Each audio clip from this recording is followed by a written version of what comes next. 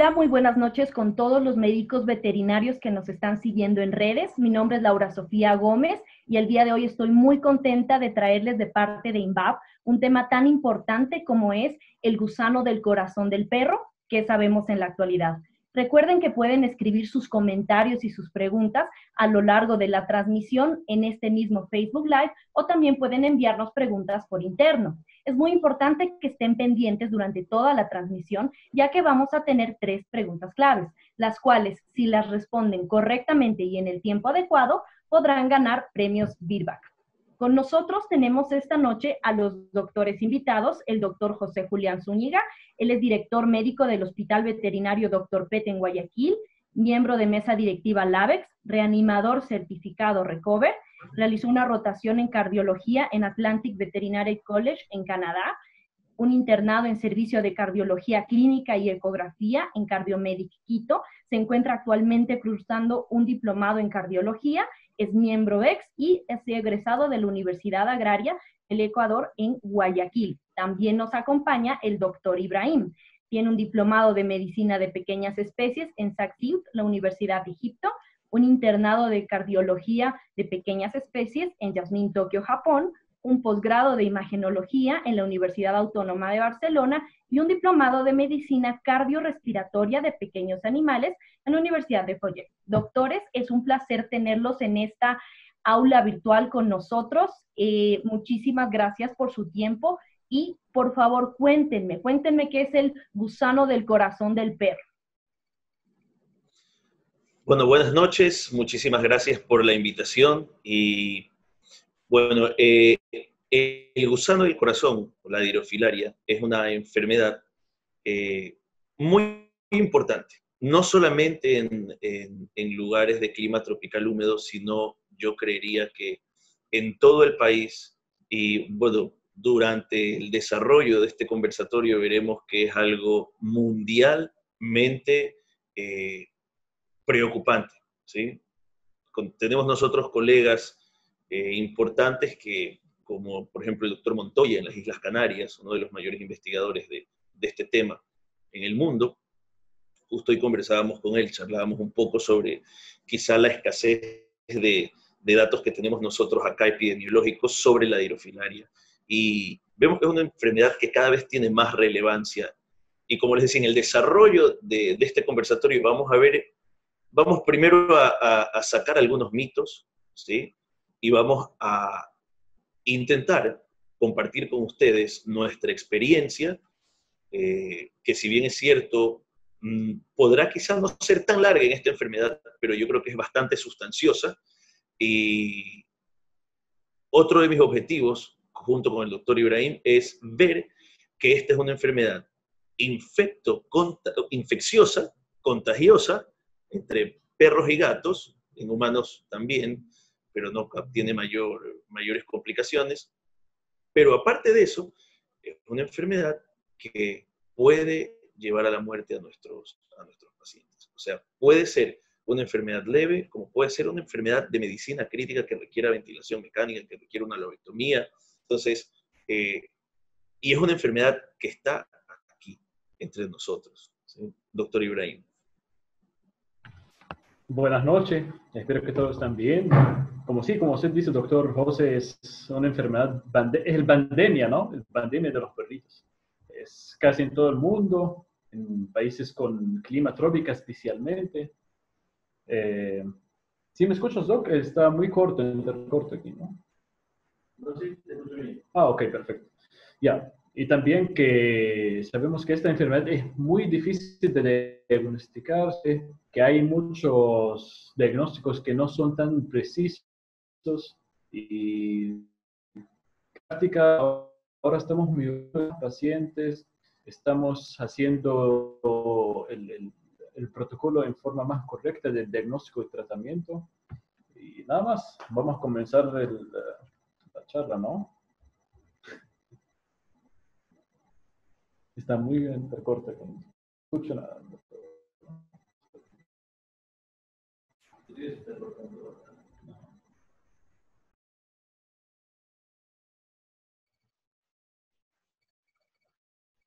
Perfecto, Doc, vemos tu pantalla.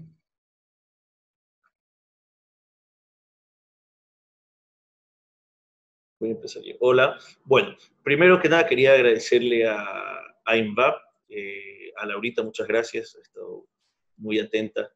Y bueno, a Birback también, que pues son las compañías, digamos, que nos han pedido la colaboración con con este compartir de experiencias de esta noche, ¿sí? Y bueno, con el doctor Ibrahim conversábamos y decíamos, bueno, ¿cómo podríamos nombrar esta charla? Y decíamos, encontramos, ¿verdad?, entre estudiar y la experiencia un poco de dirofilariasis. No todo es lo que parece. Y esto es importante que nosotros lo tengamos en mente, porque muchas veces como médicos veterinarios podríamos pensar que ciertos test tienen el 100% de especificidad y de sensibilidad frente a esta enfermedad. Sin embargo, vamos a ver que no es así. Y vamos a ver que hoy en día existen quizá otras técnicas que nos van a ayudar a poder diagnosticar un paciente de hidrofilaria positivo que nos dio negativo y que nos está dando vueltas en la cabeza y decimos, bueno, a ver, este paciente tiene estos signos clínicos, vive en esta ciudad, hay mosquitos, y yo creo que esto es hidrofilaria, pero no me da para que sea hidrofilaria. ¿Qué es lo que está pasando? ¿Sí? Entonces, empezando un poco, nos preguntamos, ¿qué es la dirofilariasis en sí? Como decía el doctor Ibrahim, la dirofilariasis es una enfermedad mundial, ¿sí? Es una pandemia, ¿ok? Es típica de lugares donde tenemos climas tropicales húmedos, ¿sí? Es una enfermedad transmitida por vectores, el vector es el mosquito, ¿sí? El Aedes aegypti es uno de los que la transmite.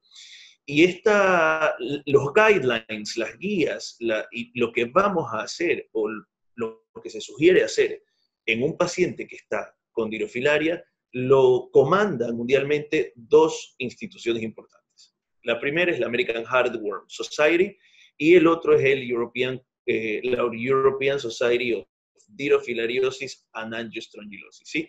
Entonces, estas dos, ¿verdad?, basadas en estudios, han visto cuáles son los mejores protocolos para tratar un paciente con dirofilaria. Sin embargo, tenemos que recordar que el mejor tratamiento siempre va a ser la prevención. Es decir, el mejor tratamiento va a ser que no tengamos aguas estancadas, que protejamos a nuestros perritos primero del vector alado, que es el mosquito, y que les demos, ¿verdad?, medicinas que en caso de que el mosquito le piquen, porque a veces es un poco complejo evitar que le pique un mosquito, ¿sí?, vamos a utilizar drogas, ¿sí?, como por ejemplo el Endogard, que ya vamos a ver qué rol cumple dentro de este. En Estados Unidos hay algunos otros, ¿sí?, hay uno que se llama Hardguard, por ejemplo, y demás, que tienen un principio activo que va a matar la microfilaria, ¿sí?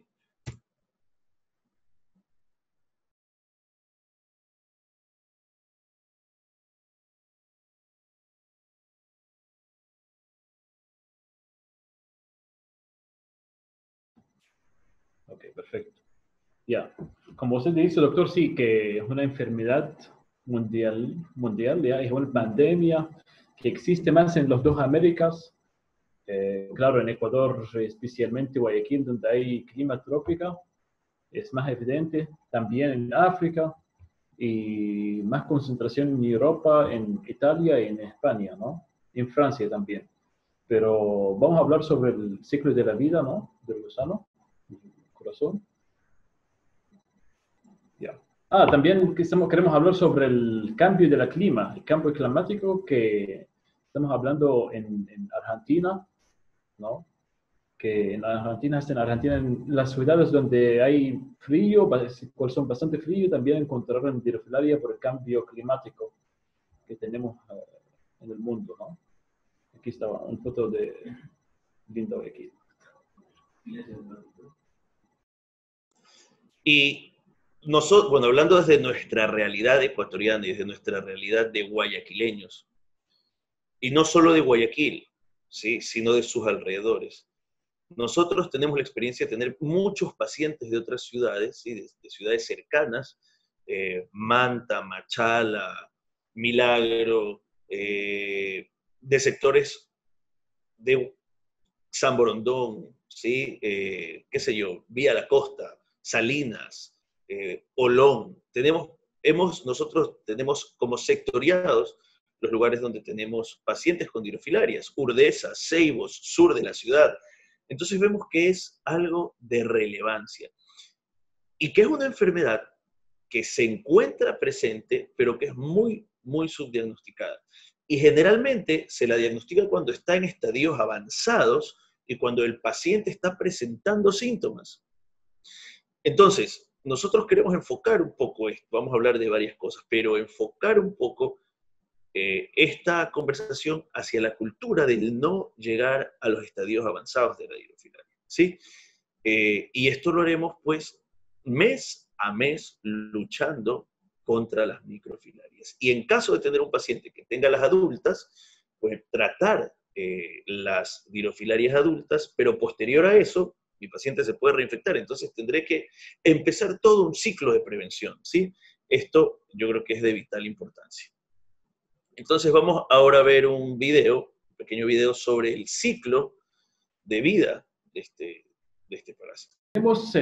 Tenemos dos fases, ¿no? O dos fases importantes. Uno dentro del mosquito y uno dentro del animal, en este caso los perros. Dentro del estado L1 a L3 está dentro del mosquito que dura dentro de 10 a 14 días. ¿Ya? Y después de eso viene el mosquito y pica al animal o el perro en este caso y comienza el animal o el L3, el microfilaria del L3 en el parte del epidermis y comienza a profundizarse. Dentro de 3 a 4 días, supuestamente entra a la circulación del animal, ¿ya? Y de ahí, del L4 hasta que llega al L5, que es la forma adulta, supuestamente eso dura dentro de 60 a 90 días. Entonces estamos hablando en total, desde picadura del mosquito hasta que llega a ser un gusano maduro, es alrededor de dentro 3 a 5 semanas, y hay casos que incluye que en gatos a veces hay signos clínicos antes de llegarse a ser madura o dentro de los vasos pulmonares, o la arteria pulmonar, por la enfermedad de arterias, ¿no? El endartritis causado por el gusano. Entonces, sin duda alguna, como decía el doctor Ibrahim, bueno, el ciclo en teoría son más o menos aproximadamente 6 meses, ¿sí? Hasta que estas dirofilarias adultas vuelvan a reproducirse, tengamos microfilarias circulando, otro mosquito pique y empieza el ciclo otra vez, ¿no? Este mosquito estará listo para picar y para transmitir esta enfermedad. Ahora, como vemos en pantalla, el grosor ya de una dirofilaria adulta va a ocluir, ¿sí? Va a empezar a ocluir la luz del vaso. Sin embargo, la acción que tiene este gusano, que es, como decía el doctor, un cuerpo extraño dentro, ¿verdad?, de un vaso sanguíneo, hoy en día sabemos que los vasos sanguíneos son mucho más que tubos por los cuales pasa la sangre, ¿sí? Hoy en día sabemos que los vasos sanguíneos tienen algo que se llama el glicocálix endotelial, ¿sí? Y el glicocálix endotelial es un microambiente donde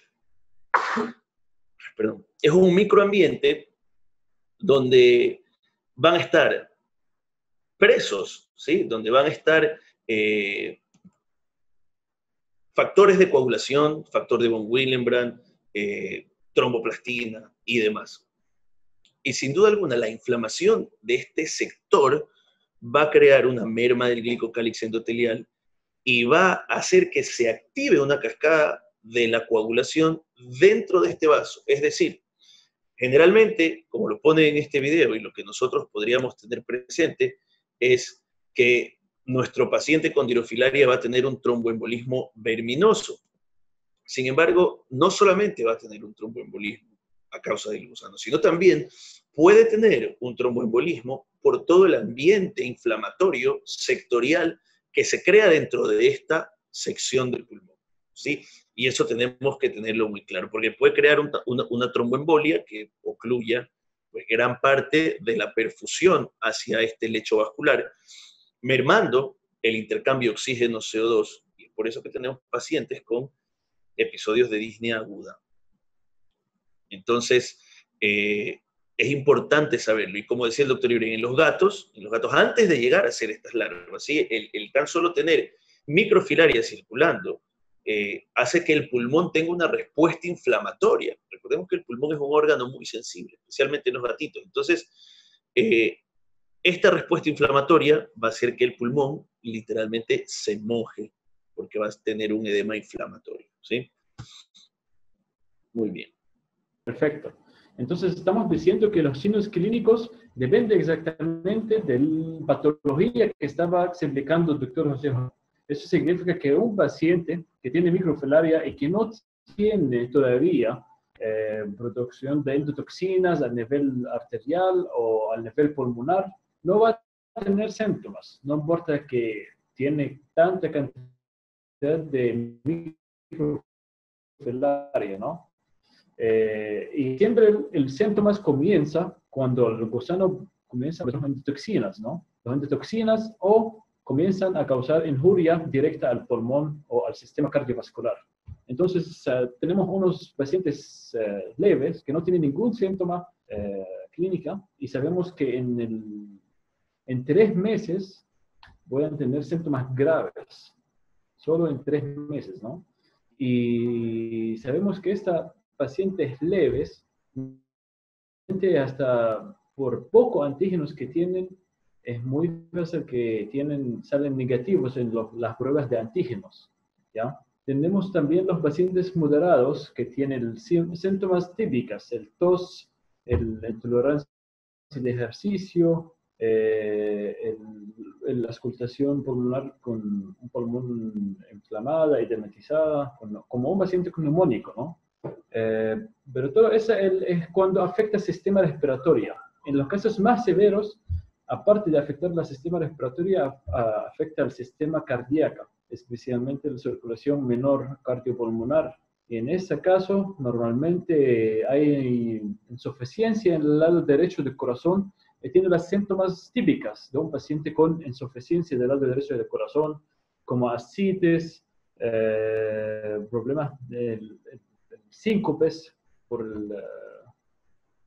la insuficiencia del lado derecho. También tenemos hepatomegalia, el hígado está grande, signos de insuficiencia hepática a veces, ¿no? En casos graves.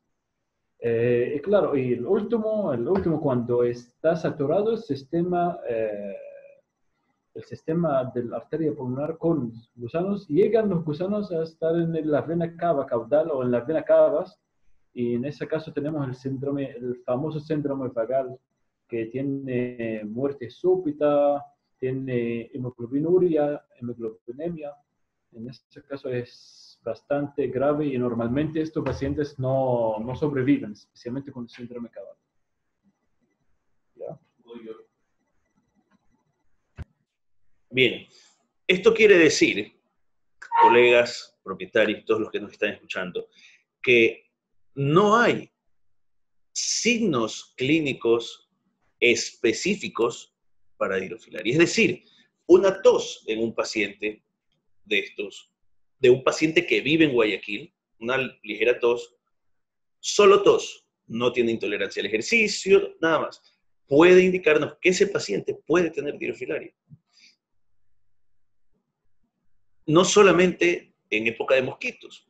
En teoría, no sé qué le pasa al clima de Guayaquil. Ahorita en teoría no deberían haber ni mosquitos ni lluvias, pero está que llueve de repente y tenemos mosquitos. Entonces, en ciudades como las nuestras, es una enfermedad de todo el año. Y pensemos otra cosa. Generalmente estas enfermedades nosotros veremos signos clínicos cuando pasen algunos meses. Quiere decir que si en estación el mosquito le picó, tendrán que pasar algunos meses cuando no esté en estación para ver los signos clínicos. Entonces, tenemos que estar muy atentos a eso. Pacientes que tosen, pacientes que tienen algo de intolerancia al ejercicio. Hay pacientes que tienen signos clínicos leves, pero que tienen muchas dirofilarias.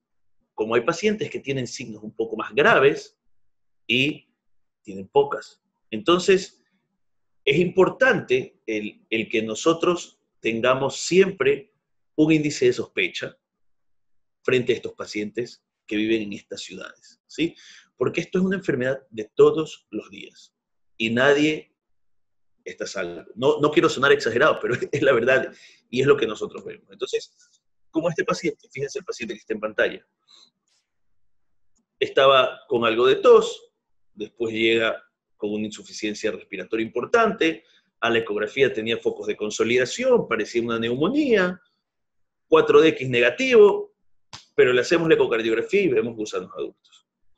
Entonces, nos vamos con los métodos diagnósticos. ¿Cómo podemos nosotros diagnosticarlo? Y esto es importante, porque muchas veces, y lo digo porque lo he visto, pregunto, oye, este paciente yo creo que tiene dirofilarias, ¿será que tiene? No, es que ya le hicimos un frotis y no tiene. Es que ya le hicimos un 4DX y no tiene. Ok. Entonces, dentro de nuestros protocolos, el diagnóstico de dirofilaria es algo bastante, o sea, algo que muchas veces puede ser muy fácil y muchas veces puede ser muy complejo. Es por esto que nosotros hemos, bueno, dividido, ¿verdad?, en lo que ustedes ven en pantalla. Tenemos el test de NOT, que es el que ven arriba a la derecha de su pantalla, donde está pintada una micro, y el test de capa flogística, ¿sí?, que nosotros haremos en un capilar, ¿sí?, pondremos una muestra, se la centrifuga, y luego queda una pequeña área, ¿sí?, entre una pequeña área blanca, se le dice también desde capa blanca, entre la parte donde están todos los eritrocitos y demás, y está el plasma, y vamos a tener con nosotros una parte donde vamos a romper el capilar. En eso a nosotros nos ayuda Ani, que es nuestra laboratorista estrella, y podemos ver mover a las microfilarias. Entonces, tenemos estos tests que nos van a decir si hay o no hay microfilarias. ¿Sí? Eso es una cosa. Tenemos los tests que van a decirnos si hay dirofilarias adultas, que será la ecocardiografía, que no es un método infalible, y los tests de antígeno como el 4DX y el Dirocheck, que tampoco son test infalibles. Y el test de NOT tampoco, y la capa flogística tampoco. Entonces, sí quisiera que nos llevemos esto, porque muchas veces podríamos tener unos positivos y otros negativos. Y este es el momento en el que se puede volver todo muy complejo. Entonces, yo puedo tener, para esto tengo que tener claro, por ejemplo, que si yo tengo, por ejemplo, una población de dirofilarias adultas que no se ha reproducido, a la final puedo no tener microfilarias en ese momento, pero sí dirofilarias adultas. O yo puedo tener, por ejemplo, pacientes con dirofilarias adultas donde tenga un 4DX negativo, por varias causas. Porque los antígenos disminuyeron. ¿Por qué? Puede ser, por ejemplo, porque junto con la dirofilaria está infectado con Ehrlichia. ¿Sí? Hay un paper de Susan Little muy bueno de esto. O porque está tratándose con doxiciclina. Recordemos que el 4DX va a censar el aparato reproductor de la hembra activa. Entonces, si yo tengo dirofilarias adultas, hembras activas, voy a tener con mucho antígeno, voy a tener un 4DX positivo. Pacientes que tienen poblaciones exadas de machos, que es raro, pero han habido, yo voy a tener estas dirofilarias en la arteria pulmonar, pero el 4DX me va a dar negativo. Entonces, por eso es que les digo que no hay una prueba infalible. El nivel de antígeno es bajo. Sí, vamos a ver las otras pruebas que tenemos para poder ver si el rewarming test, o hay un test de recalentamiento, vamos a poner un par de papers para checarlo. Entonces, la ecocardiografía, ¿por qué tampoco es infalible? Porque recordemos, como lo vimos en el video, que estos gusanos van a empezar a formarse en la parte profunda, ¿sí? No en la arteria pulmonar principal, no en la bifurcación ¿verdad? De la arteria pulmonar, no en la arteria pulmonar derecha en su principio, no, sino cuando nosotros logramos ver gusanos o dirofilarias en la rama derecha, que generalmente es donde se las ve mucho mejor, de la arteria pulmonar, a través de una ecocardiografía, es porque este paciente tiene infectado muchísimo tiempo. ¿Okay?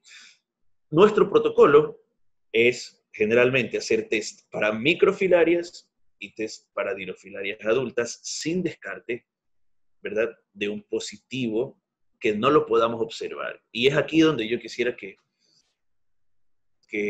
abramos nuestra mente, ¿sí? Que abramos nuestra mente y que estén seguros que hay muchos más falsos muchos más falsos negativos de lo que nos imaginamos. Hay muchos pacientes donde decimos, no, este paciente es negativo, porque no lo veo en el ecocardio, porque no me... pero tenemos que hacernos las preguntas previas, oye, y este paciente en el que no veo una dirofilaria a través de la ecocardiografía, y en el que me salió un 4DX negativo, pero al que la ecografía pulmonar veo focos neumónicos, está tosiendo, y le hice un lavado bronquialveolar, y veo que no es una neumonía bacteriana importante, y ya he estado con tratamiento para esta. O sea, hay algo físico que está obstruyendo el flujo, que está inflamando, porque recuerden que igual la dirofilaria es un gusano que tiene detritos, que tiene productos de desecho. O sea, hay un hospedador viviendo dentro de esa arteria pulmonar. O sea, esto es algo serio. Entonces, no porque no lo veo en la ecocardio, porque de repente está muy profundo y no la logro ver. No porque tengo un 4DX negativo y no porque tengo un test de NOT negativo, significa que ese perro no tiene dirofilaria. Entonces, se transforma mi mente y dice, ok, a ver, vamos a utilizar ciertas estrategias para ver si hay antígeno o no, ¿sí? Otra cosa que nos ayuda muchísimo son los biomarcadores. Proteína C reactiva y dímeros D principalmente para ver si es que el paciente está inflamado, ¿verdad? Esta proteína en fase 1 es importantísima, y el otro para saber, pues, si es que tengo dímeros D circulando, que sabemos que son detritos o productos de desecho de un trombo.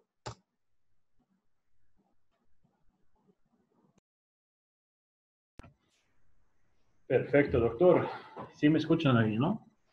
Sí, doctor, se te escucha perfecto. Sí. Entonces, como nosotros antes ya pensamos siempre que el test de elección en estos casos es el test de antígeno del 4DX, el famoso 4DX, pero la verdad que nosotros en nuestra práctica diaria nos dieron cuenta que hay muchos pacientes que salen negativos en la prueba y lo repetimos en 2-3 meses y salen positivos. Entonces no estamos pensando por qué pasa eso, ¿no?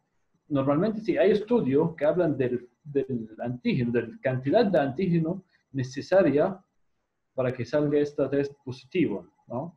Y que normalmente tenemos que manejar la muestra en una forma correcta para que el 4DX sea más preciso, ¿ya?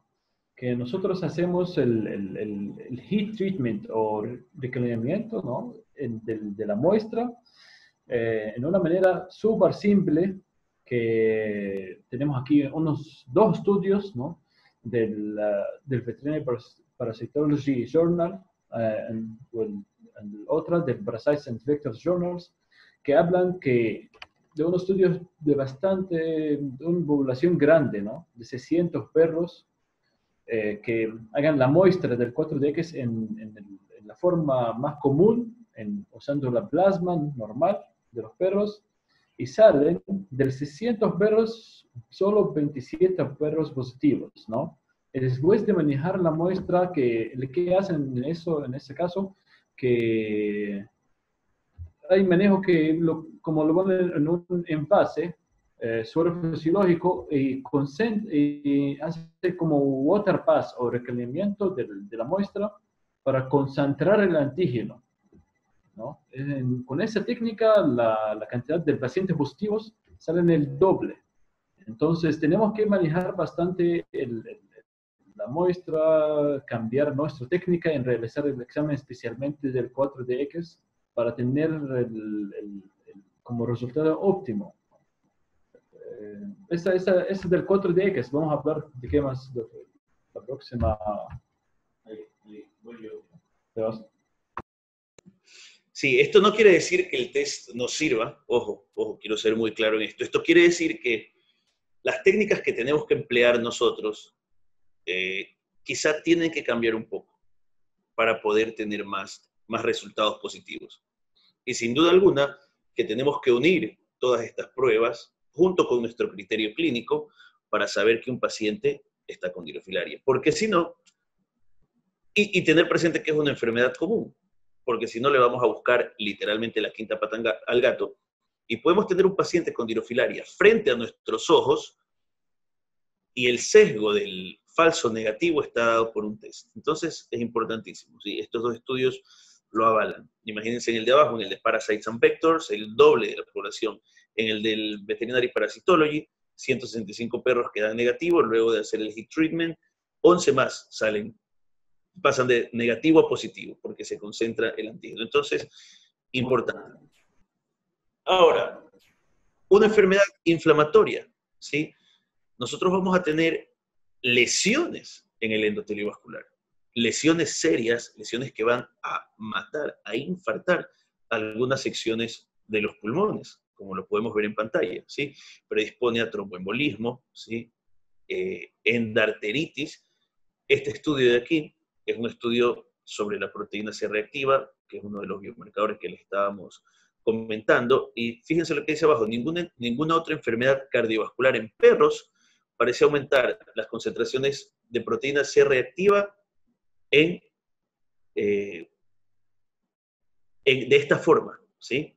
Entonces, estas proteínas C reactivas, aparte de DCM, que es cardiomiopatía dilatada, pero vemos que en la dirofilariasis tenemos una elevación mucho más importante. Y yo creo que si nos ponemos a desmenuzar esto, va a ser obvio, porque no solamente causa una enfermedad vascular, que ya lo hemos hablado un montón de veces, que merma el glicocálix, productos de detrito, que, ojo, todos estos productos de detrito se pondrán a circular a través del torrente sanguíneo, ¿no? A través de todo nuestro paciente. Entonces no es que tiene la infección en el pulmón. No, señor, hay inmunocomplejos que pueden irse a los riñones, hay inmunocomplejos que pueden irse al hígado, al cerebro, o sea, es un paciente, muchas veces yo, dependiendo del estado en el que se encuentra el paciente, yo les digo a los médicos, mira, recibimos un paciente con dirofilaria, perfecto, está bien, tiene dirofilaria, sí, vamos a encasillarlo en uno de los muchos casilleros que existen para el paciente con dirofilaria, pero hay unos que llegan sépticos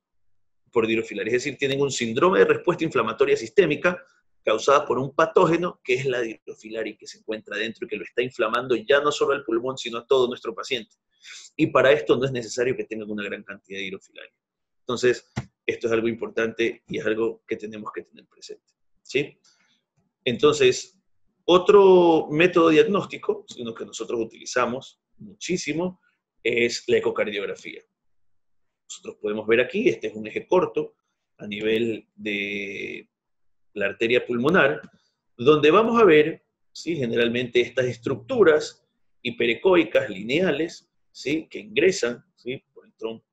por la rama derecha de la arteria pulmonar, antes de la bifurcación y mucho antes del tronco principal. Entonces, este es un paciente que puede tener signos leves, moderados o severos, ¿sí? Entonces, pero donde yo veo que hay dirofilarias. Pero resulta que este paciente, les voy a poner un ejemplo, estuvo antes con tratamiento de doxiciclina y le hice un test 4DX y está negativo, y aparte le di Endogar todos los meses, entonces ya no hay microfilarias. Entonces, lo que voy a tener es estos parásitos, todos los test negativos y un paciente que tose. Entonces, tenemos que estar muy atentos con esto, ¿sí? Ahora,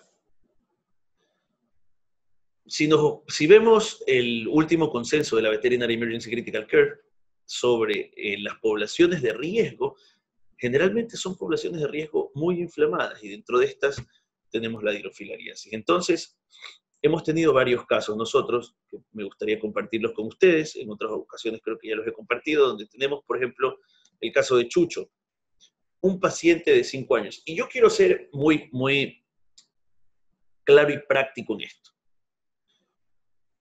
Lo ideal es que nosotros vayamos descartando muchas cosas y lo ideal es que seamos consecuentes con el lugar donde vivimos, con las patologías que tenemos presentes, con los signos clínicos y el conocimiento. Es decir, tenemos que unir todo. Y lo digo ¿por qué? Porque el que yo vea ese pulmón húmedo que están viendo en pantalla, con un montón de líneas B, que es un pulmón inflamado, donde habían también ciertas zonas, ¿verdad? Ciertas muescas, ciertas lesiones en B que me indican que había una tromboembolia. Eso yo tengo que juntarlo con la clínica. Es decir, yo voy a juntar este pulmón junto con la ecocardiografía, junto con la tomografía, junto con la clínica, junto con los dímeros D, junto con el 4DX y junto con todo para englobar mi cuadro y decir, este paciente tiene un tromboembolismo pulmonar por dirofilariasis, ¿sí?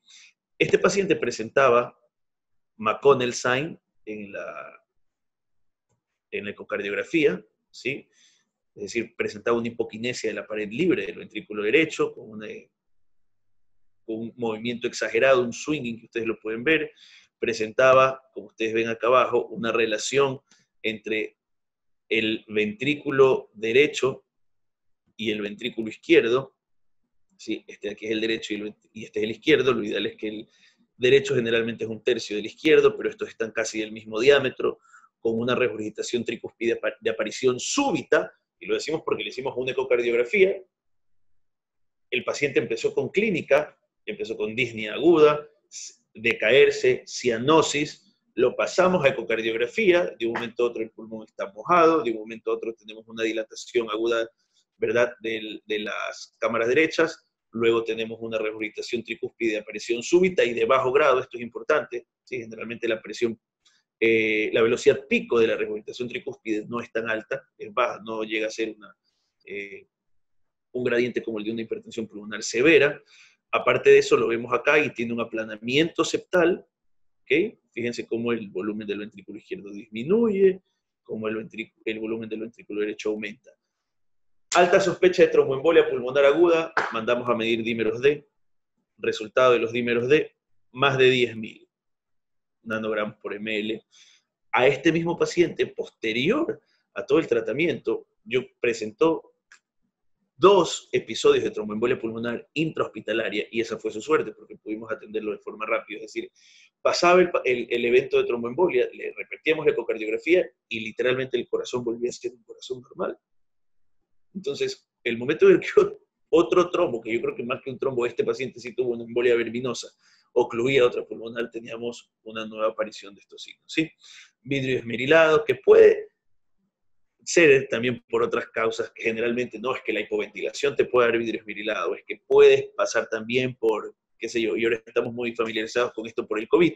Sabemos que este perro tenía vidrio esmerilado y una dilatación de los vasos pulmonares, fíjense acá, acá, acá, acá, y tenemos un aumento también de la densidad de las zonas interlobares, tenía una enfermedad pulmonar obstructiva crónica posterior a las embolias. Entonces, a este mismo paciente le repetimos los dímeros luego del tratamiento y fíjense cómo estaban.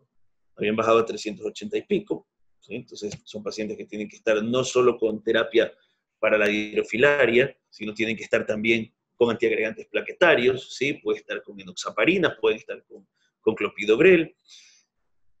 Y este es un paciente, se llama Chucho, fíjense, él vivía en esa cámara de oxígeno como un paciente humano con enfermedad pulmonar obstructiva crónica que tiene que vivir con su tanque de oxígeno. En pacientes puede pasar esto también.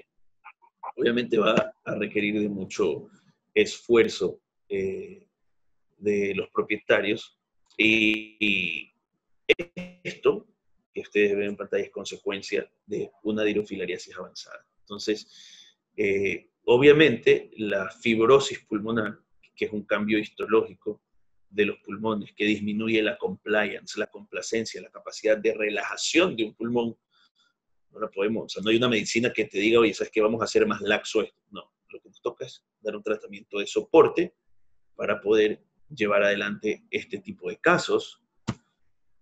Y tenemos también otros. Bueno, acá, esta es una necropsia, un pulmón también con una embolia importante en uno de sus lóbulos. Tenemos otro caso como este, que el doctor Ibrahim les va a contar. Entonces tenemos aquí otro paciente que se llama Cepullita, ¿no? ingresó también por un cuadro agudo, de desnea aguda, y lo hicimos el blood work, el hemograma estaba normal, pero encontramos que es 4DX positivo, salió 4DX positivo ese paciente, ¿ya? Pero estuvo hospitalizado, bastante estable. En un momento a otro, estaba saturando, vamos a decir que 95, en un momento a otro entró en un cuadro más agudo, más fuerte, y estaba literalmente muriendo, ¿no? Entonces nosotros hicimos la ecocardiografía y como vemos en el video de arriba, tenemos el tracto de salida del ventrículo derecho, tenemos el tronco pulmonar y tenemos aquí en la arteria pulmonar derecha cantidad inmensa de personas de corazón de dirofilaria maduras, ¿no?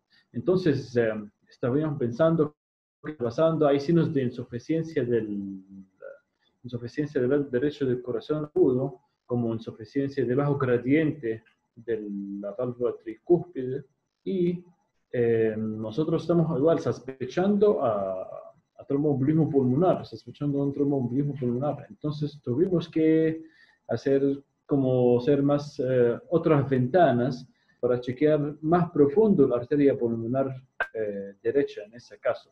Y el que encontramos, como ven en el video de abajo, encontramos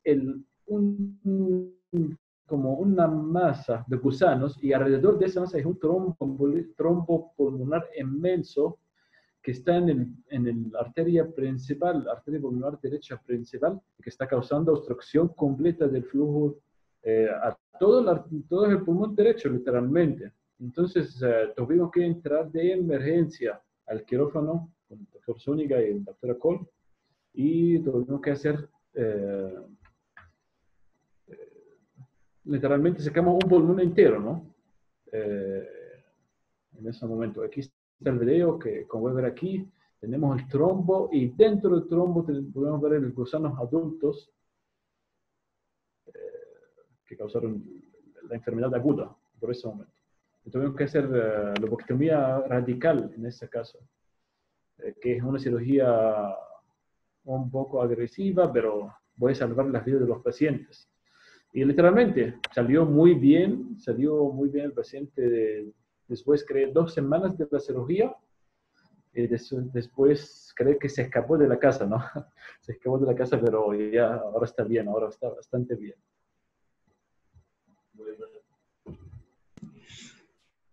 Entonces, como ven acá, esta imagen, ¿verdad?, ecogénica con un movimiento, digamos, dentro del vaso, vemos cómo se balancea, y vemos acá esta imagen también, estas 2 líneas, ¿sí? Esta que vemos aquí es este trombo que vemos acá, ¿sí? Y estas dirofilarias son estas filarias que vemos por acá.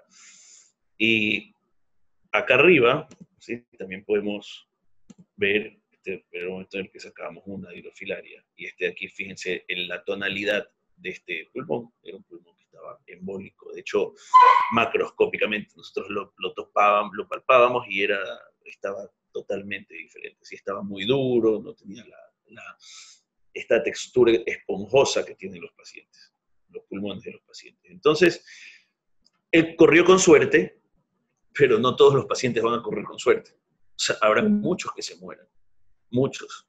Porque esto que le pasó a Cebollita, lo recordamos con mucho cariño. Ahora todos los médicos del hospital, porque se quedó un montón de tiempo. Y sí, luego se lo llevaron a la casa y se escapó con como 4 de los hermanos que tenía. Le puede pasar a cualquier paciente. O sea, le puede pasar a cualquier paciente. Y es por eso que al principio decía que es importante aumentar el índice de sospecha. Sí, tenemos muchos protocolos mundiales que están hechos en este asunto. Como tenemos aquí en el lado izquierdo de la pantalla, el protocolo de la American Heart Rhythm Society. Pero la verdad, tenemos que personalizar el protocolo. No hay paciente que necesita el mismo protocolo como el otro paciente. No un paciente que tiene microfilaria y no tiene signos clínicos como un paciente que tiene un síndrome cabal. Cada paciente, normalmente nosotros en nuestra práctica lo hacemos un protocolo personalizado depende de su parte de químicas, de parte sanguíneo y aparte de su parte hemodinámica, de su hemodinámicas cardiovascular o su injuria también cardiovascular.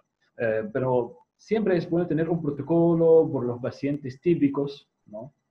Normalmente en ese protocolo, el que decimos, o el que tenemos que hacer es mandar antes de cualquier cosa el doxiciclina.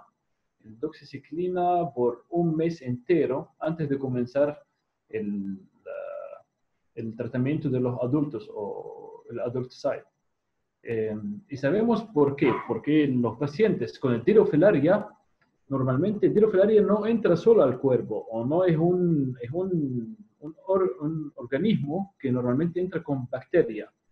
Y en ese caso se llama Wolbachia o Wolbachia, ¿ya? Entonces, hicieron unos estudios, como ven en el lado derecho de la pantalla, los pacientes que toman solo melarsormina o los medicamentos para matar a los adultos directamente, sin el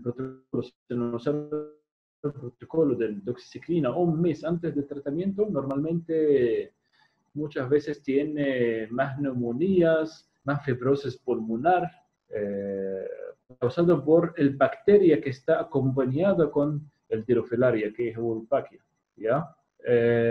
No vamos a hablar muchísimo sobre el protocolo, pero claro, en este caso, una de las cosas más importantes es el ivermectina o el Endogard, en ese caso, que normalmente es recomendado es darlo normalmente como protección y como tratamiento.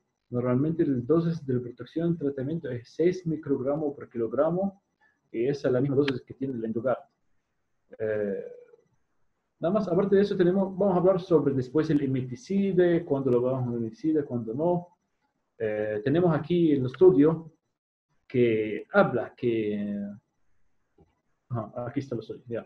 Que tenemos aquí el Combined Ivermectina Doxycycline Treatment, una combinación de la doxiciclina e ivermectina, es por semanal, por 34 semanas, a 6 microgramos por kilogramo de ivermectina, y 10 miligramos por kilogramo solo por un mes de doxiciclina, es alrededor de 85 a 90% puede salir negativo todos los exámenes del adulticida como el microfilaria, no solo el microfilaria. Pero normalmente el adulticida es muy importante porque normalmente no solo esperamos, no hacemos protocolos tan largos como 34 semanas, que pueden terminar con fibrosis pulmonar. Entonces nosotros hacemos protocolo combinado del adulticida con el ivermectina, con el doxiciclina para llegar al mejor resultado. Y como te digo, lo más importante es personalizar el protocolo a cada paciente. Es importante la personalización del protocolo, y yo creo que el doctor Ibrahim lo ha dicho muy bien, porque dentro del protocolo para adulticidas nosotros tenemos algunos tiempos de espera, y si nosotros le prestamos atención, por ejemplo, a lo que dice este protocolo, ellos dice día 31 al día 60, dice un periodo seguido de un mes de espera luego de la doxiciclina es recomendado. Y esto es importante porque ellos lo recomiendan. Sin embargo, si nosotros actuamos a la luz de cada paciente, sabremos que quizá hay unos que lo necesitan antes, quizá hay unos que tendrán que tener este descanso, habrán otros que tengan que tener una semana, habrán otros que dentro de la hospitalización nosotros empecemos a darle la doxi, le hagamos el tratamiento y hagamos todo lo demás. Pero todo esto va a depender no solo de eso, y yo creo que dentro de estos protocolos se escapan ciertas terapias que tienen que ser adjuntas. Porque si nosotros pensamos en este órgano que tenemos aquí, que es el pulmón, este es un órgano muy delicado que suele tener una, digámoslo, reacción en cadena. Entonces, si yo tengo un sector embólico inflamado, este sector que está embólico inflamado va a hacer que yo tenga una predisposición a que los sectores aledaños se inflamen, no necesariamente se embolicen, porque estos dependerán solamente de la perfusión, Sin embargo, recordemos que los neumocitos, ¿no? Los tipo 1, los tipo 2 que están pegados y están armando toda esta maraña de alveolos, ¿verdad? Que está recubierto por una membrana alveolocapilar. El momento en el que se inflaman, ¿verdad? La membrana alveolocapilar es una sola, entonces va a ser literalmente una reacción en cadena. Entonces, yo no tengo que solamente enfocarme, por eso les decía, la visión de túnel es lo peor. Yo no voy a enfocarme solamente en, bueno, aquí en el protocolo me dice prednisolona y en el protocolo. No, porque hoy hemos visto que puedo tener trombos. Entonces, ¿sabes qué? Este paciente, vamos a mandarle a medir tiempo de coagulación, mira cómo están los dímeros D, y vamos a darle un inhibidor del ADP, es decir, un antiagregante plaquetario, clopidogrel. Está bajo hospitalización, vamos a agregarle enoxaparina. Tenemos que tener estas terapias. Oye, ¿sabes qué? Este pulmón está consolidado. ¿Sabes qué? Yo no quiero que las zonas aledañas se consoliden. Es decir, hay zonas que tienen pérdida de surfactante, que tienen aumento de fagocitos, bacterias, y que predispone a otras áreas pulmonares a neumonía. ¿Sabes qué? Este paciente se va a beneficiar de una nebulización también. Ok. Entonces son ciertas terapias que nosotros, el momento en el que vemos al paciente como un todo y no como un pulmón o como un corazón, o como que, es que el gusano está en el corazón, entonces vamos a atacarlo a ese. No. Como les decía, es un paciente séptico muchas veces, es un paciente inflamado, es un paciente que tiene un organismo extraño viviendo en su arteria pulmonar, en su pulmón, que tiene su ciclo de vida, esta cochinada. Entonces, nuestra misión como médicos es, el momento en el que están pues, en este estado, empezar a cortarle todo y empezar a intentar revertir todos estos mecanismos, no solamente peligrosos, sino que están literalmente matando a nuestro paciente. ¿Sí? Entonces, esto es muy importante que lo tengamos. Esto va dentro de la individualización de cada paciente. A pesar que tengan una misma patología, ¿sí? Sabemos que el éxito de los tratamientos está en la individualización. ¿Sí? Yo no puedo tratar al individuo A como voy a tratar al individuo B, por más que los dos tengan, qué sé yo, los mismos valores de dímeros D, de proteína C reactiva, que tengan 5 dirofilarias cada uno del tren pulmonar, que sean beagles de 3 años, machos, castrados. Esto, el que yo tenga una población similar con una misma enfermedad, no significa que el individuo vaya a reaccionar de la misma forma frente a esto. Y esto es para todos, no solamente para el hardware, para la hidrofilaria, sino yo creo que en todas las enfermedades que vemos nosotros día a día, pancreatitis, qué sé yo, leptospira, no sé, parvovirus, ¿sí? No cada organismo biológico es individual, ¿sí? Para los pacientes que tienen síndrome Cabal, es decir, para los pacientes que tienen un exceso de dirofilarias, ¿sí? Que estas ya pasan por la arteria pulmonar principal, que se van hacia el tracto de salida del ventrículo derecho, que pasan la pulmonar, que ingresan hacia el ventrículo derecho, donde hemos visto algunas que pasan hasta la válvula tricúspide. Estos son pacientes que van a tener un aumento, ¿sí? De la presión venosa sistémica, van a tener una disminución del retorno venoso, y lo que va a ocurrir es que van a tener una dilatación de las venas hepáticas, que son las que drenan en la vena porta, van a tener una dilatación de la vena porta, pueden tener ascitis, ¿ok? Y en estos está indicado este procedimiento que vemos en pantalla, que es literalmente sacar las dirofilarias. Eso lo hacemos con un dispositivo endovascular, que es un snare, es un catéter que lo vamos a guiar idealmente a través de fluoroscopía. Sí, yo creo que eso es lo que se viene muy pronto acá en Guayaquil también. Estamos afinando ciertas cosas para esto, ¿sí? Para poder sacar. Sin embargo, ahora hemos pues tenido la experiencia de poderlo realizar guiado a través de ecocardiografía, ¿sí? Haciéndolo a través de ecocardiografía también se ve espectacular, vemos cómo el catéter ingresa hacia la arteria pulmonar principal. Entonces, pero hay que tener un criterio para hacer este tipo de procedimientos y tenemos que tener no solo el criterio, sino el material necesario para hacerlo, ¿sí? Entonces, dentro de nuestras últimas recomendaciones, no olvidemos que la ivermectina es principal en el protocolo para la hidrofilaria, y esta la encontramos en el Endogar junto con otras drogas que van a servir, ¿verdad?, como un antiparasitario increíble de primera línea.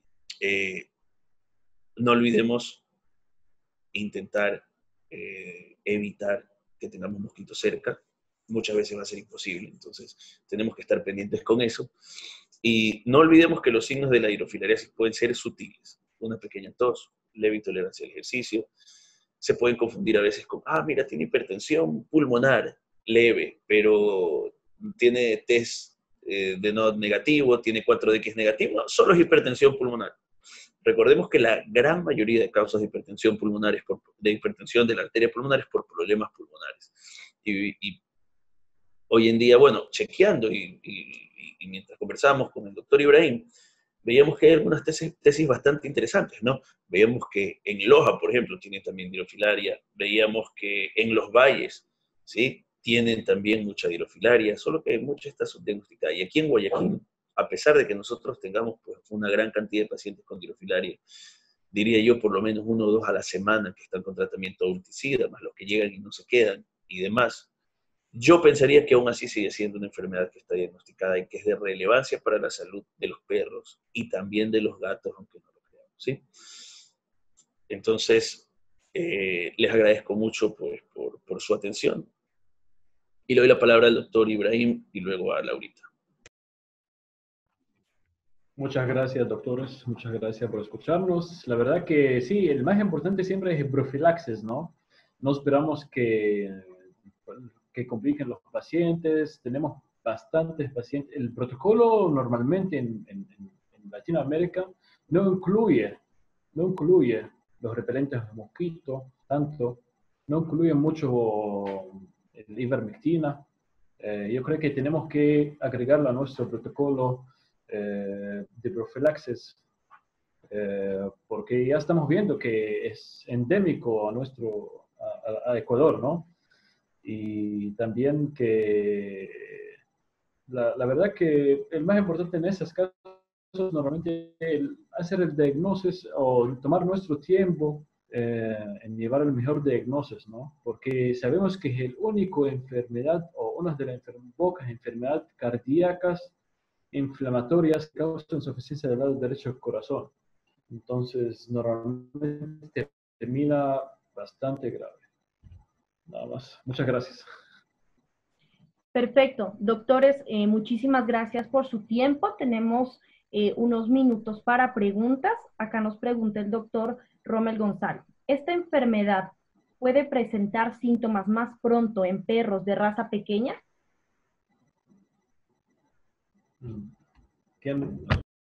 Ok.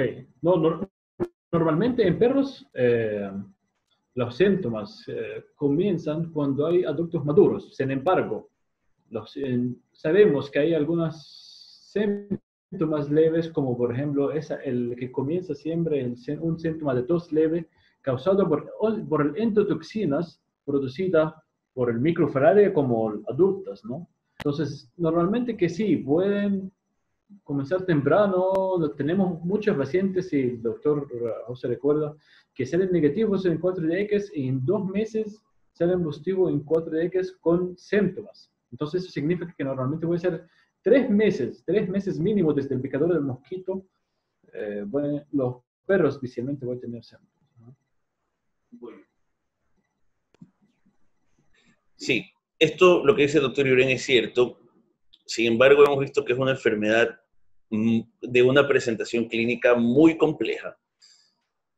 Podría ser que, si hablamos en el contexto de el largo de el gusano, ¿sí? Sí, el pulmón de un chihuahua es de este tamaño, el pulmón de un gran danés es de este tamaño. Entonces, sí, podría ser que al crecer menos dentro de este pulmón pequeño, ¿sí?, empiece a causar síntomas más fuertes más pronto, mientras que en un pulmón más grande tendrá que pasar más tiempo y ser más largo. Sí, sin embargo, esta no es una ley. porque yo puedo tener en ese gran danés un pequeño gusano que por toda la cascada inflamatoria empiece a generar síntomas, ¿sí? Entonces, por eso le digo, no es una ley, pero podría ocurrir que en perros pequeños empiezan a dar síntomas más. Perfecto. Nos preguntan, ¿alguna manera de prevenir esta enfermedad en nuestras mascotas? Para hacer un poquito más de énfasis en lo que venimos conversando.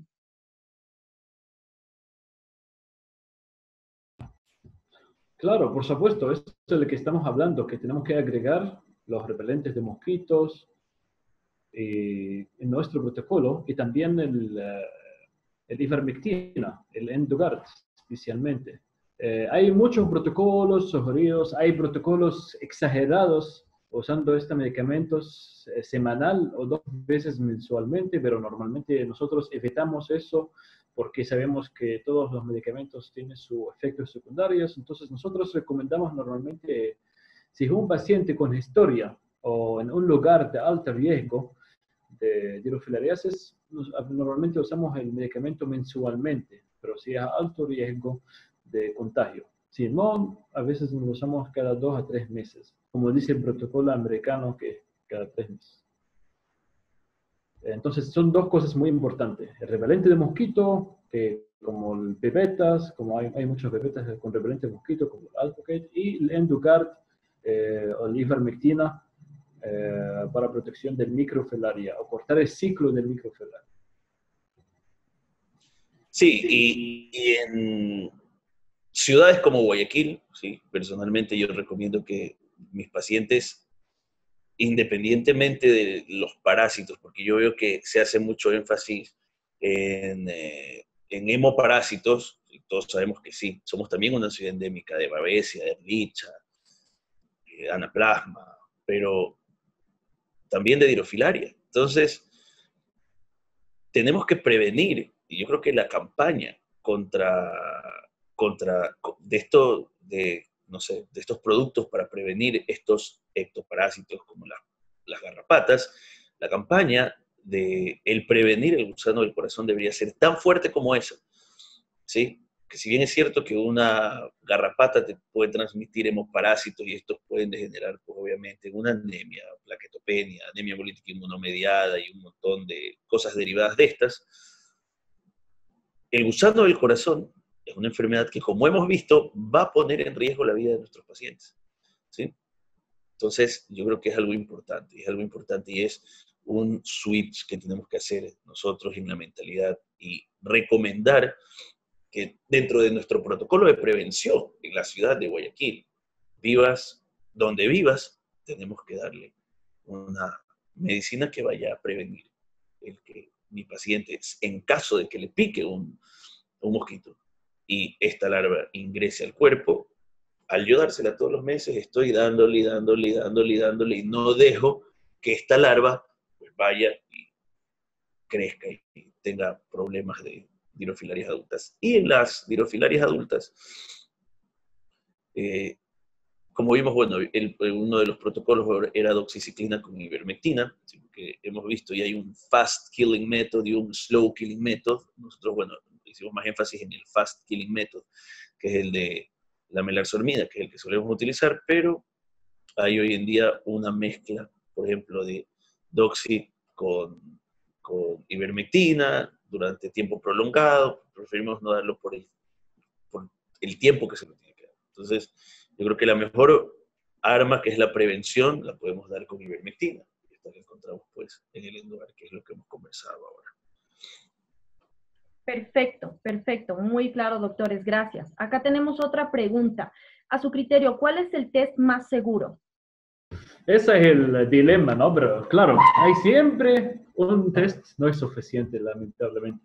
Por eso tenemos en nuestra práctica un kit o un grupo de tests para ese tipo para ese tipo de enfermedades. Y también tenemos técnicas especiales para preparar las muestras y para tener mejores resultados. Hasta en el ecocardiografía tenemos un protocolo especializado para detectar, confirmar el dirofelaria. Entonces, yo creo que no hay ningún test que es suficiente, porque el microfelaria, su su ciclo es, decimos que es de 5 meses, y el Dirofilaria es de 7 años, ¿no? Y sabemos que el test de laboratorio del Dirofilaria del adultos no es suficiente. Entonces yo creo que siempre tiene que estar en junto todos los exámenes. Siempre un examen no es suficiente, especialmente con un paciente asintomático. Un paciente sintomático yo creo que tiene que hacer el test completo.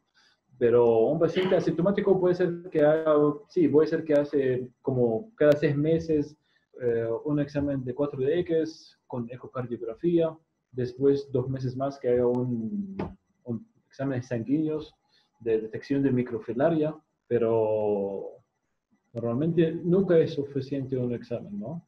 ¿Qué crees, doctor Zúñiga? Bueno, yo creo que sí. Si me preguntan a mí, yo por protocolo, a mis pacientes les hago un 4DX. Por protocolo, es decir, un paciente que no es sospechoso.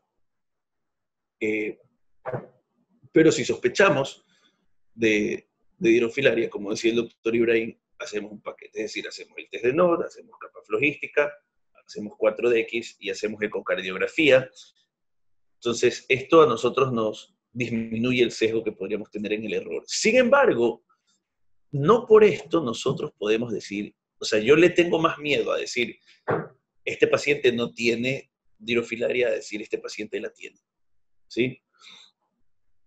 ¿Por qué? Porque, por ejemplo, tenemos pacientes que han sido tratados para hemoparásitos y luego llegan con tos y vemos focos neumónicos, que es en zonas atípicas de una bronconeumonía, que eso también lo tenemos bastante bien detectado. Tenemos un montón de estudios que te dicen, mira, generalmente el 90% de pacientes con bronconeumonía van a tener focos de consolidación de esta forma, en estos puntos y bla, bla. Pero si ya te llega un paciente al que no le han dado un preventivo, con signos inespecíficos como tos, como una hipertensión pulmonar leve, con focos de consolidación subpleurales difusos. Entonces, esto, no, es que estuvo con hemoparásitos y le dimos un mes doxi, y le hacemos el 4X y sale negativo, y le hacemos NOT y sale negativo. Ese es un paciente que se queda en stand-by, y es un paciente al que le tenemos que tener nosotros cuidado, y al que tenemos que hacerle un seguimiento y decir, ok, a ver, yo tengo una sospecha de que este paciente está con dirofilaria. Obviamente, lo primero que vamos a ver esto es algo muy parecido a una neumonía, pero si es una microembolia o una embolia segmentaria, lo que sea, vamos a ver que no va a mejorar con el tratamiento para la neumonía. Entonces, nuestro abordaje es otro, y lo que tenemos que hacer es intentar hacer un buen diagnóstico de dirofilaria. Nos ha pasado que posterior a los 2 o 3 meses salen positivos a dirofilaria. Sabemos nosotros que en 2 o 3 meses, ¿sí?, no va a tener el nivel de antígeno de una dirofilaria aguda. Entonces, es algo bastante complejo. ¿Sí? Yo creo que es algo que todavía estamos, de hecho, estudiándolo. No solo aquí, no solo nosotros, yo creo que en todo el mundo. Como les decía, justo hoy conversaba con el profe Montoya sobre estos temas, y es algo apasionante, porque yo veo que compartimos muchas experiencias, ¿sí?, entre otros países y nosotros en cuanto al diagnóstico y tratamiento. Perfecto. Perfecto, doctor, gracias. Tenemos otra pregunta. Salbutamol y salmeterol, ¿se pueden utilizar como coadyuvantes en terapias inhalatorias en pacientes con dirofilaria en estado grave?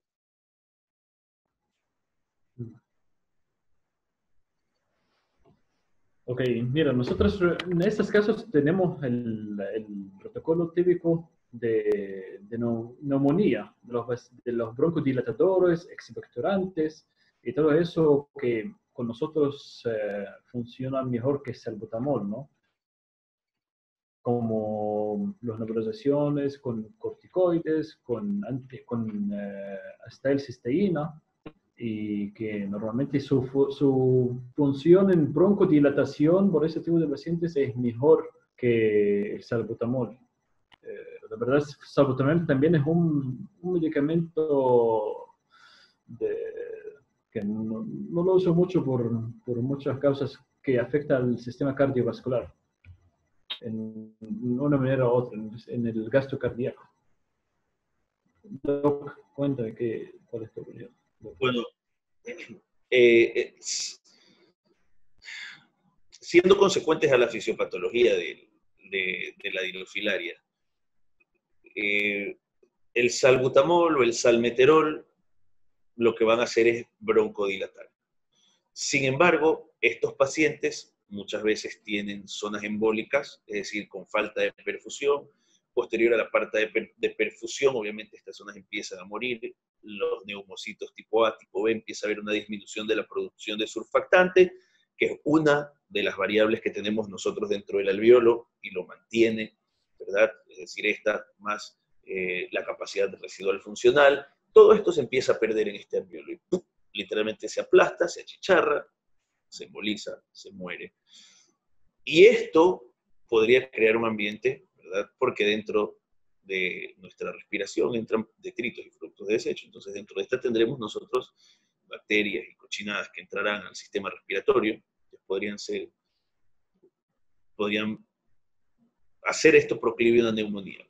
Pero en este caso puntual, quizá la ayuda de un broncodilatador no sea la ideal, porque estas zonas que están embólicas, ¿sí?, no se van a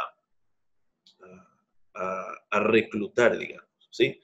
Lo que hará el salbutamol o el salmeterol será quizá ayudar en caso de algunas otras zonas que podrían estar teniendo este efecto que conversaba hace un rato, este efecto como en cadena que puede tener el parénquima pulmonar. Sí, pero digamos que yo creo que lo ha preguntado bien el doctor, como coadyuvante quizá, sí, pero no como un pilar en la terapéutica. Quizá en los pacientes que sean necesarios. Yo no vería necesario a todo paciente con dirofilaria darle un broncodilatador, no. Hay algunos que quizá lo necesitarán, otros quizá no. Ok, perfecto. Sí, la verdad también que, perdóname, que sí, que el salbutamol normalmente también tiene cambios en modulación del sistema cardíaco autonómica.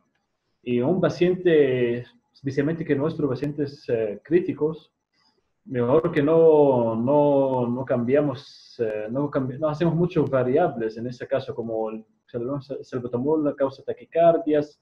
Si es un paciente con hipovolemia severa, puede causar disminución del cardiac output, del gasto cardíaco también por minuto. Entonces, en pacientes críticos, quizá que no, puede ser en pacientes menos críticos o pacientes leves.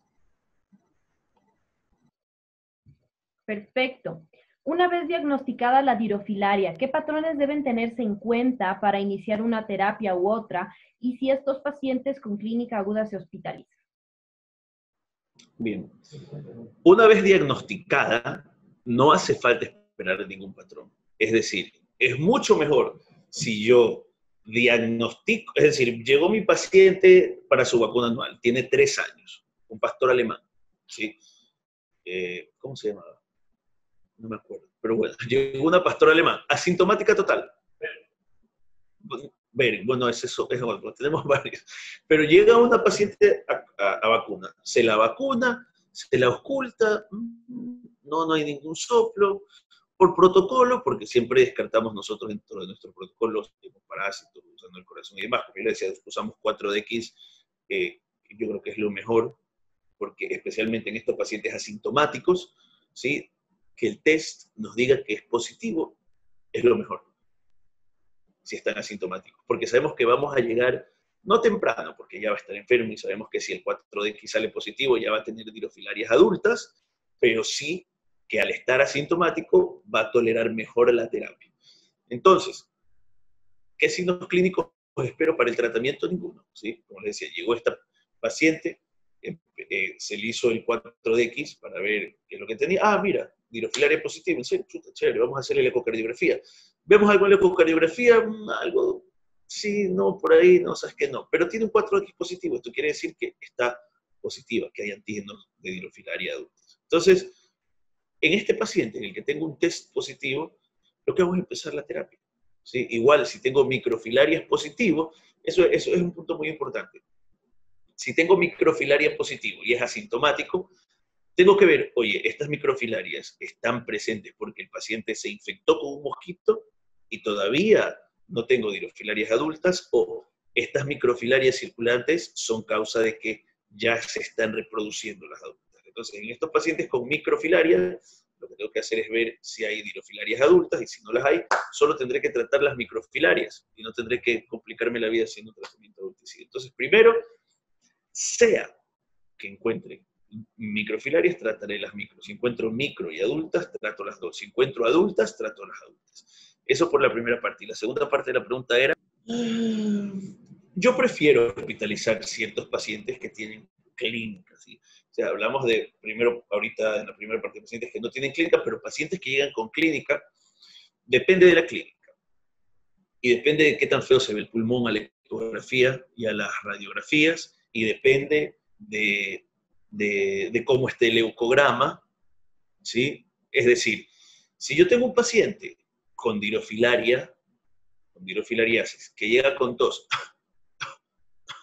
pero aparte de eso, la propietaria me dice, doctor, ¿sabe qué? Está con tos, pero aparte no come hace 2 días, pero aparte de eso, tampoco me ha querido tomar agua, y yo lo ausculto, lo chequeo y veo que está taquicárdico, y veo que está respirando un poquito más rápido, es decir, está algo taquipneico, está taquicárdico, está taquipneico, y le hago un hemograma y está leucocitósico, leucopénico, entonces tengo 3 de 4 variables para decir que este paciente está en un síndrome de respuesta inflamatoria sistémica.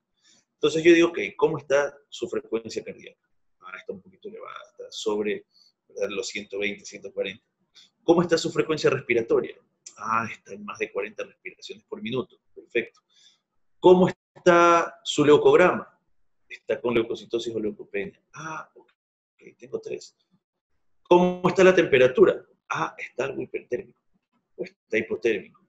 Pero no espero las 4. Generalmente, si yo tengo 3 de 4, digo, o sea, esas indicaciones a mí me dan el pie, me dan la patada para que yo empiece a investigar y diga, ok, tengo estos 3 de 4 criterios. Entonces yo quiero ver cuál es la causa de esta taquicardia, ¿será deshidratación o no? Entonces tengo que hacerle una ecocardiografía, tengo que medirle la presión. Entonces, recordemos que la mayoría de las cosas que evaluamos son números, y en eso también yo creo que tenemos que hacer un switch. Es decir, no porque yo tenga un paciente con 120 de presión arterial sistólica y de arterial media de 80, quiere decir que ese paciente está bien perfundido. No, eso quiere decir que mi paciente tiene una buena presión arterial. Pero si yo quiero saber que esta presión arterial está perfundiéndolo bien, hago un índice de shock, ¿sí? Y mido el lactato. Mire, el lactato está normal, y el índice de shock está en 1, 1.2, en 0.8, está bien, entonces si está taquicárdico, vamos a buscar otra causa. Pero generalmente en el contexto del paciente dirofilarioso, del paciente que estamos hablando, es un paciente que llega en shock oculto, ¿sí? Nosotros, para ver un paciente en shock, esperamos verlo botado ahí. No. Yo puedo tener un paciente que esté con una presión arterial normal, pero que esté en una fase de shock compensado, es decir, al que yo necesite de forma precoz, antes de que se descompense, darle fluidos, darle un vasopresor. Mira, los leucos están arriba, vamos a bajarlos, vamos a ver. O sea, lo que tenemos que, quizás lo diga por mi gusto y mi amor a la medicina crítica y medicina intensiva, pero yo creo que muchas veces nosotros pasamos por debajo de la mesa a estos pacientes. Entonces, va más allá del signo clínico el criterio de hospitalizar o no. Va amarrado a 2 o 3 cosas que todos los médicos veterinarios podemos hacer. Simplemente tenemos que articular el criterio. Oye, ¿cómo está la temperatura? ¿Cómo están los leucos? ¿Cómo está la frecuencia cardíaca? ¿Cómo está la frecuencia respiratoria? ¿Cómo está el pulso? Mira, ¿sabes qué? Esto, y otra cosa es que la experiencia nos va dictando, que nos va ayudando a discernir, a no ni subestimar. Tiene 20.000 leucos nomás, no pasa nada. Y 20.000 leucos, y aparte frecuencia respiratoria, 42. Pero es poquito, no. Y frecuencia cardíaca, índice de shock en 1.3. No, pero está leve, ¿no? Vamos a mandarlo a la casa con suero oral y vamos a inyectarle algo para esto y algo para el otro. Muchas veces eso es lo que mata al paciente. Muchas veces se van y no mejoran. Entonces yo prefiero tenerlo por lo menos 24 horas bajo hospitalización, ponerle una vía, empezar con fluidos, ¿sí? Hacerle una ecocardiografía, a ver cómo están varias variables, variables de flujo pulmonar, integrar el tiempo-velocidad del flujo aórtico, que son cosas muy específicas para hipovolemia, para falta de volumen, o para shock distributivo, y darle una terapia mucho más amigable. Es decir, con 2 o 3 cosas que nosotros podemos hacer dentro de nuestra hospitalización, literalmente le salvamos la vida al paciente, ¿sí? Eso es lo que puedo decir. Yo me baso en criterios para hospitalizar. Obviamente, si viene uno que está solo tosiendo, pero está de temperatura normal, está comiendo bien, está activo, le hacemos el eco de pulmón y el eco de pulmón está bien. Ah, ¿sabes qué? Mira, no necesito hospitalización, dale la doxiciclina, de aquí lo chequeamos en una semana. Perfecto. Regresa en una semana, oye, mira, ha estado súper bien en casa, perfecto. Regresa en 2 semanas. 2 semanas, ok, ya cumpliste el mes, listo. Entonces vamos a la siguiente fase del tratamiento. Y así. Perfecto. Gracias, doctor. Nos están preguntando si esta enfermedad puede ser zoonótica, si puede transmitirse a los humanos.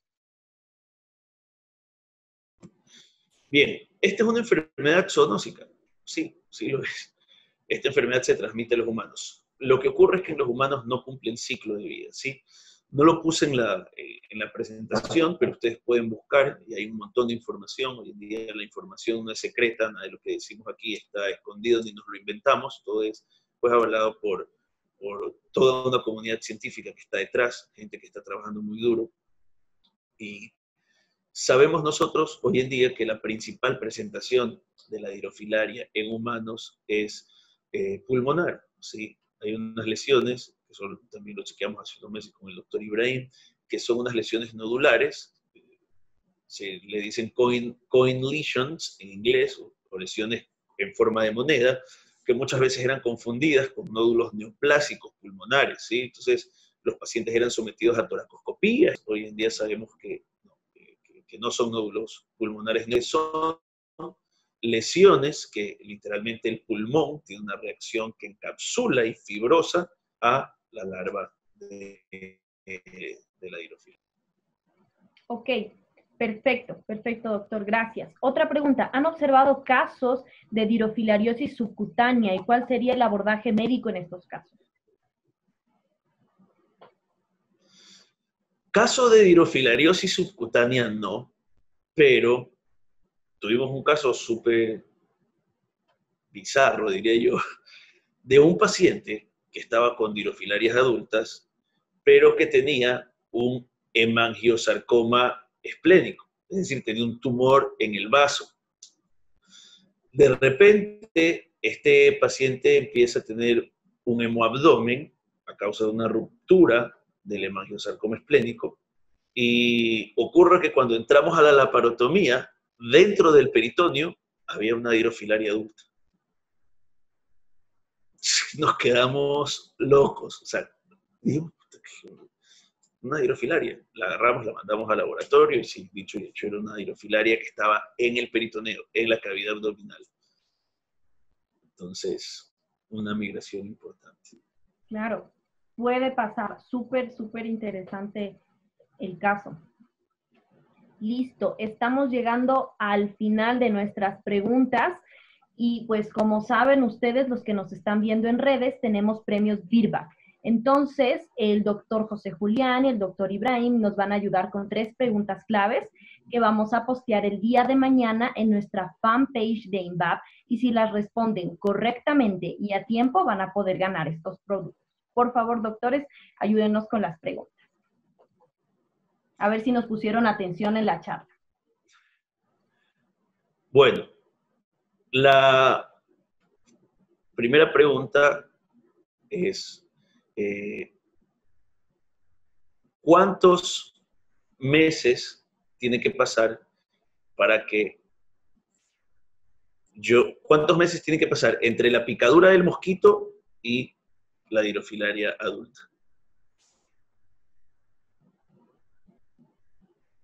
Aproximadamente. Doctor Ibrahim, su pregunta. Esa es la pregunta 1.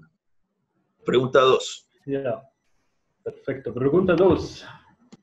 ¿Cómo se llama la bacteria que usualmente acompaña el Dirofilaria y que normalmente causa cambios a nivel pulmonar o infección bacteriana a nivel pulmonar? ¿Cómo se llama esa bacteria? Bien. Perfecto. Y la 3. La última pregunta es, generalmente, ¿cuáles son los signos leves o cuáles son los signos que podríamos encontrar en un paciente con dirofilariasis leve? Excelente, excelente. Muchísimas gracias, doctores, y muchísimas gracias a todos los que nos están siguiendo en redes sociales. Ya saben que el día de mañana en nuestra fanpage de INVAP contestan estas preguntas a tiempo correctamente y pueden ganar nuestros productos Virbac. Nuevamente, doctores, les agradecemos muchísimo por su tiempo. Para nosotros como INVAP ha sido un placer tenerlos en nuestra sala virtual y esperamos que no sea una única vez, sino esperamos tenerlos de manera continua. Les deseamos éxitos en sus labores y esperamos verlos nuevamente con nosotros. Que tengan una excelente semana. Muchas gracias, Laurita. Nos vemos pronto. Muchísimas gracias.